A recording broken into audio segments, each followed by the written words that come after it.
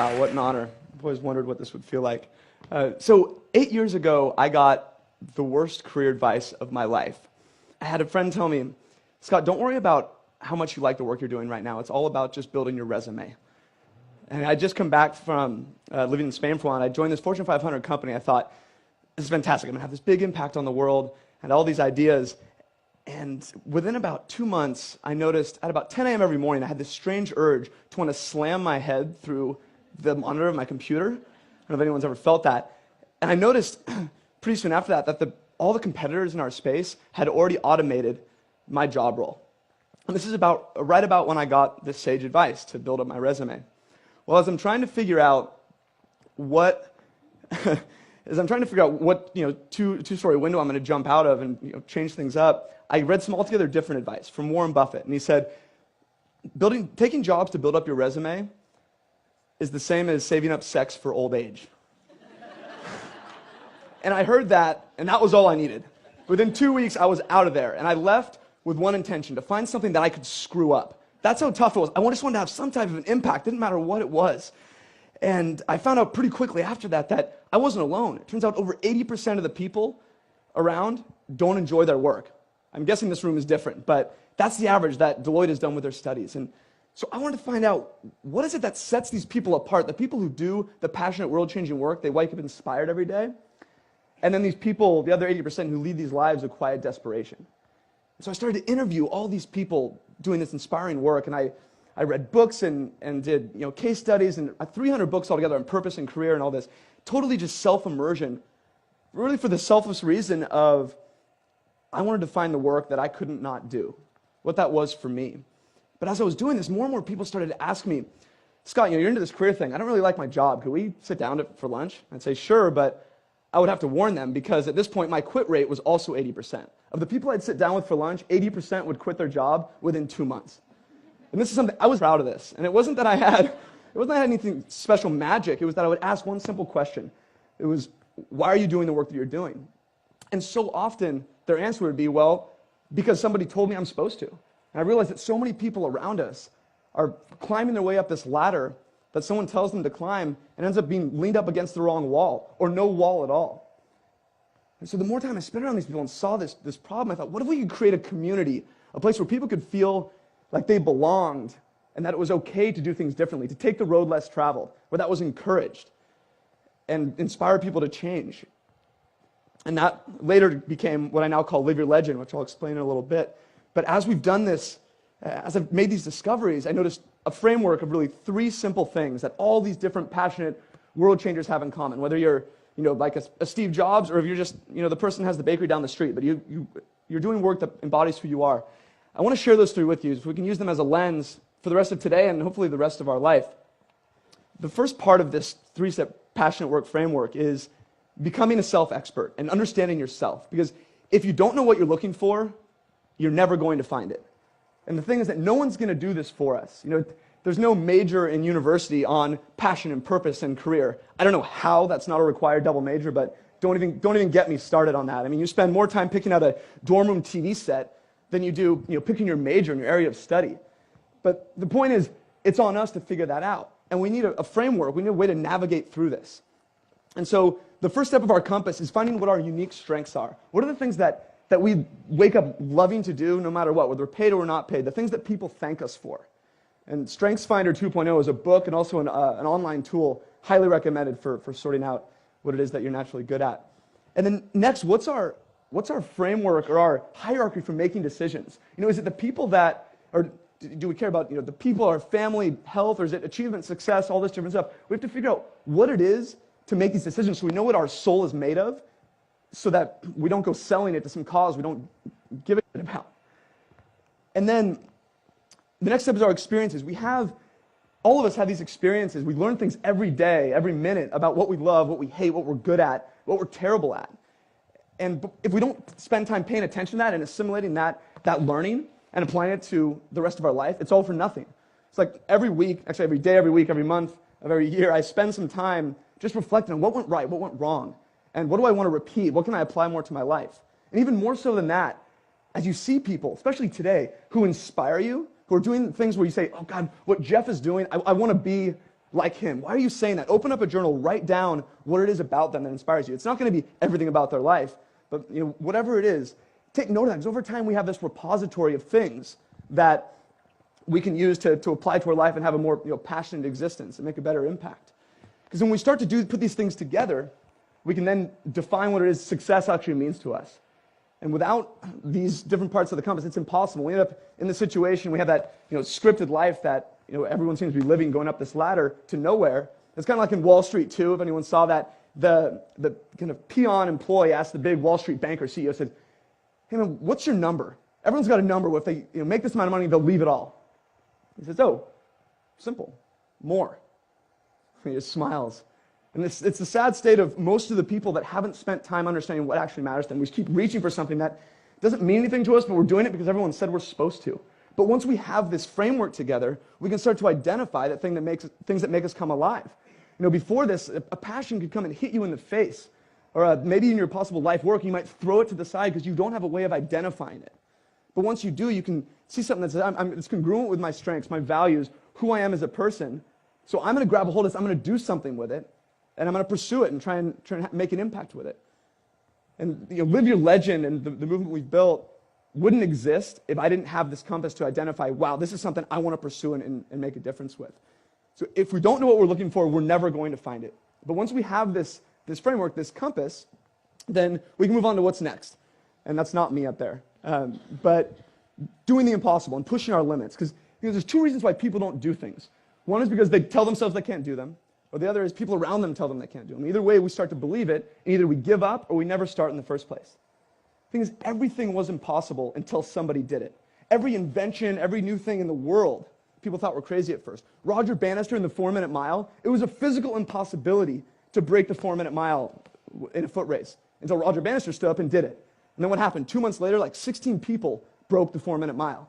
The things that we have in our head that we think are impossible, often just milestones waiting to be accomplished, if we can push those limits a bit. And I think this starts with probably your physical body and physical fitness more than anything, is we can control that. If you show yourself, you don't think you can run a mile, you show yourself you can run a mile or two, or even like a marathon, or lose 5 pounds, whatever it is, you realize that can be transferred, that confidence compounds, can be transferred into the rest of your world. And I've actually gotten into the habit of this a little bit with my friends. We had this little group where we kind of go on physical adventures, and recently I found myself in a kind of a precarious spot. I'm terrified of deep, dark blue water. I don't know if anyone's ever had that same fear ever since they watched Jaws 1, 2, 3, and 4, like 6 times when I was a kid. But anything above here, if it's murky, I can already feel it like right now. I swear there's something in there. Even if it's Lake Tahoe, it's freshwater. Totally unfounded fear, ridiculous, but it's there. Anyway, 3 years ago, I find myself on this tugboat right down here in the San Francisco Bay. It's a rainy, stormy, windy day, and people are getting sick on the boat, and I'm sitting there wearing a wetsuit, and I'm looking out the window in pure terror and thinking I'm about to swim to my death. I'm going to try and swim across the Golden Gate. And my guess is some people in this room might have done that before. And I'm sitting there, and my buddy Jonathan would talk me into it. He comes up to me, and he could see the state I was in. And he comes up and says, "Scott, hey man," he's like, "what's the worst that can happen?" He's like, "You're wearing a wetsuit, you're not going to sink." He's like, "and if you can't make it, just hop on one of the 20 kayaks. Plus, if there's a shark attack, why are they going to pick you over the 80 people that are in the water?" So, thanks, that helps. He's like, "No, but really, just have fun with this." He's like, "Good luck." And he dives in, swims off. I'm like, okay. It turns out the pep talk totally worked. I just felt this total feeling of calm. And I think it was because Jonathan was 13 years old.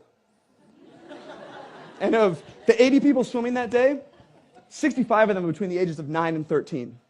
Think for a second how you would have approached your world differently. At 9 years old, you found out you could swim 1.5 miles in 56-degree water from Alcatraz to San Francisco. What would you have said yes to? What would you have not given up on? What would you have tried? As I'm finishing the swim, I get to Aquatic Park, and I'm getting out of the water, and of course, half the kids already finished. So they're cheering me on, and they're all excited.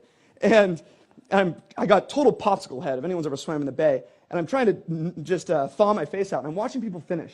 And I see this one kid, something didn't look right. He's just flailing like this, and he's barely able to sip some air before he slams his head back down.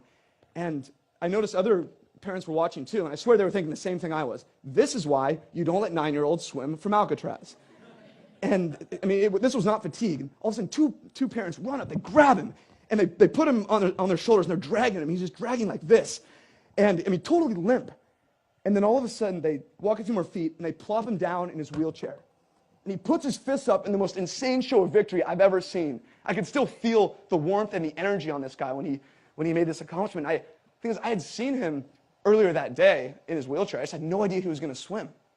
I mean, where is he going to be in 20 years? How many people told him he couldn't do that he would die if he tried that? You prove people wrong. You prove yourself wrong, that you can make these little incremental pushes of what you believe is possible for yourself. You don't have to be the fastest marathon in the world, just your own impossibilities to accomplish those. And it starts with little bitty steps. And the best way to do this is to surround yourself with passionate people. The fastest way to do things you don't think can be done is to surround yourself with people already doing them. There's this quote by Jim Rohn, and it says, you are the average of the 5 people you spend most time with. And there is no bigger life hack in the history of the world from getting where you are today to where you want to be than the people you choose to put in your corner.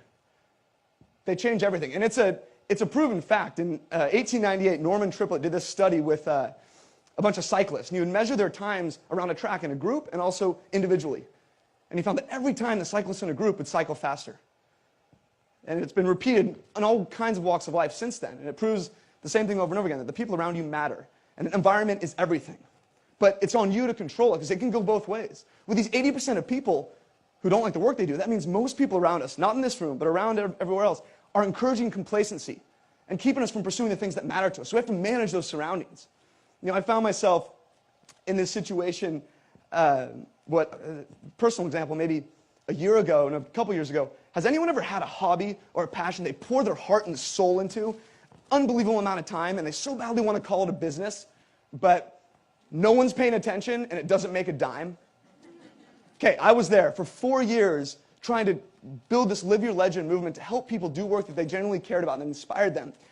I was doing all I could, and there were only really 3 people paying attention, and they're all right there. My mother, father, and my wife, Chelsea. Thank you guys for the support.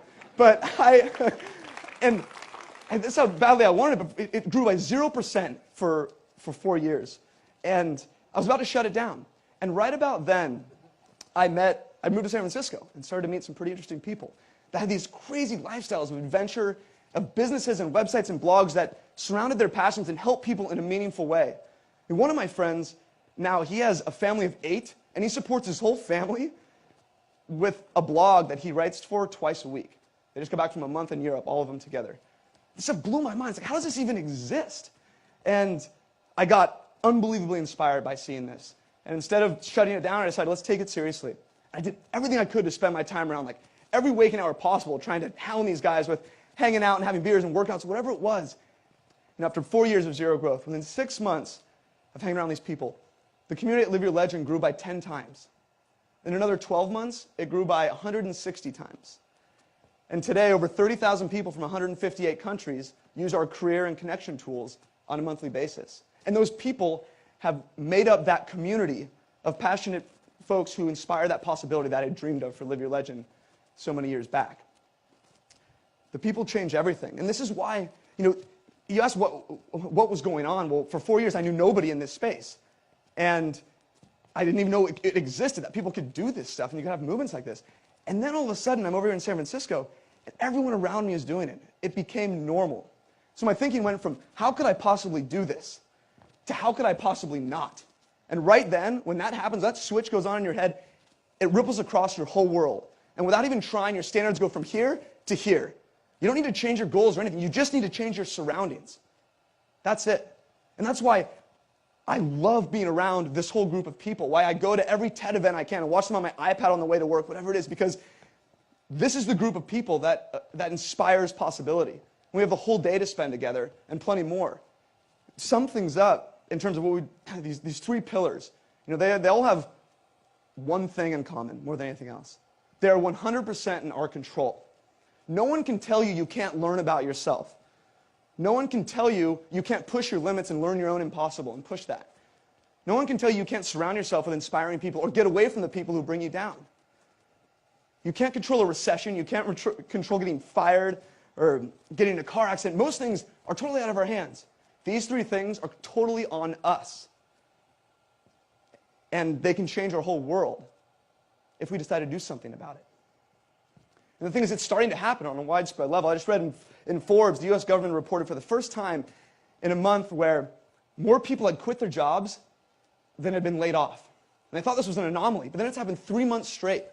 In a time where people claim it's kind of a tough environment, people are pretty much giving a middle finger to this scripted life.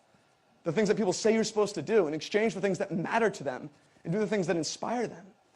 And the thing is, people are waking up to this possibility that really the only thing that limits possibility now is imagination. That's not a cliche anymore. Like, I don't care what it is that you're into, what passion, what hobby. If you're into knitting, you can find someone who is killing it knitting.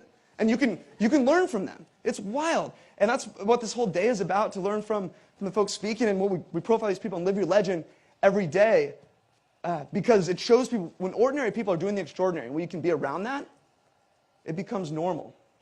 And this isn't about being, Gandhi or Steve Jobs doing something crazy. It's just about doing something that matters to you and makes an impact that only you can make. Speaking of Gandhi, he was a recovering lawyer, as I've heard the term. And he was called to a greater cause, something that mattered to him he could not do. And he has this quote that I absolutely live by. First they ignore you, then they laugh at you, then they fight you, and then you win. Everything was impossible until somebody did it. You can either hang around the people who tell you it can't be done until you're stupid for trying, or surround yourself with the people who inspire possibility. The people who are in this room. Because I see it as our responsibility to show the world that what's seen as impossible can become that new normal. And that's already starting to happen. For us to do the things that inspire us, so we can inspire other people to do the things that inspire them. But we can't find that unless we know what we're looking for. We have to do our work on ourselves, be intentional about that, and make those discoveries. Because I imagine a world where 80% of people love the work they do. I mean, what would that look like? What would the innovation be like? How would you treat the people around you? Things would start to change. And as we finish up, I have just one question to ask you guys, and I think it's the only question that matters. And it's, what is the work you can't not do? Discover that. Live it. Not just for you, but for everybody around you. Because that is what starts to change the world. What is the work you can't not do? Thank you, guys.